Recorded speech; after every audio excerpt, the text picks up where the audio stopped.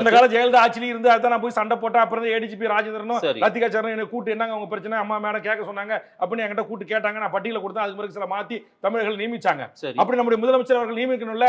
பூரா தமிழ்நாட்டுல வந்து எல்லாம் வடநாட்டுக்காரன் வேற ஆள் வந்து உட்காந்துக்கிட்டா அப்புறம் அவன் வந்து எப்படி தமிழர்களை இங்க ஒரு பெரும்பான்மை சமூகம் இந்த அதிகாரத்துக்கு வருவது எப்படி அனுமதிப்பான்? அப்புறம் நீங்க திரும்ப திரும்ப கேட்டுட்டே இருக்கிறீங்க. நீங்க இவ்வளவு நேரம் உங்களை பாடம் எடுத்து சொல்லிட்டு இருக்கேன். 4 ஜோன் ஐஜி இருந்தா 4 ஜோன் ஐஜி யாரு இருந்தா? நீங்க சென்னையில 2 அடிஷனல் கமிஷனர் யாரு? உள்ள இந்த ஆர்எஸ்எஸ் சங் பரிவார கும்பல் என்ன சொல்ல போனா குறிப்பிட்ட உயர் ஜாதின்னு சொல்றேன். அப்புறம் நீங்க விழா போட்டு சாதி பிளட் டெஸ்ட் இதை நீங்க உங்களெல்லாம் நான் மூத்த பத்திரிகையாளர் மதிச்சு பேசிட்டு இருக்கிறேன். நீங்க மூத்த பத்திரிகையாளர் இல்ல. 1 லட்சம் மக்கள் திரட்டி கோட்டையை முற்றுகிட்டு இந்த உரிமைக்காக போராடுறது யாருங்க? இங்க தமிழர்களுக்கு தமிழ்ச்சாதிகளுக்கு இங்க உயர்ந்த பதவியில் இடம் இல்ல. தமிழ்ச்சாதி எல்லாம் இங்க வந்து ஃபேன் இல்லாத ஒரு கார் இல்லாத ஒரு இருக்கை இல்லாத இடத்துல உட்காந்து கிடக்குறான்னு சொல்லிட்டு கோட்டையை நோக்கி 1 லட்சம் பேர் மக்களை திரட்டி போராடுறாங்க. அப்புறம் வரலாறு உங்களுக்கு தெரியாதா?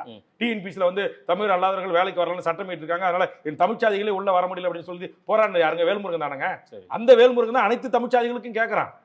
இது வந்து தமிழ்நாட்டில் இன்னைக்கு திருவள்ளூர் தொடங்கி கன்னியாகுமரி வரை 15 கலெக்டர் ஒரே கலெக்டர் ஒரு மலையாள சமுதாயத்தை சேர்ந்தவங்க நியமிக்கிறீங்க. கடந்த காலங்களை விட இந்த காலம் அதிகமா இருக்குல்ல. இந்த ஆட்சி கடந்த கால ஜெயலலிதா ஆட்சியில இருந்து அதான் நான் போய் சண்டை போட்டேன். அப்புறம் ஏடிஜிபி ராஜேந்திரனும் லத்திகா சரண் என்ன கூட்டு என்னங்க உங்க பிரச்சனை அம்மா மேடம் கேட்க சொன்னாங்க அப்படின்னு என்கிட்ட கூட்டு கேட்டாங்க. நான் பட்டியல கொடுத்தேன். அதுக்கு பிறகு சில மாத்தி தமிழர்கள் நியமிச்சாங்க. அப்படி நம்முடைய முதலமைச்சர் அவர்கள் நியமிக்கணும்ல.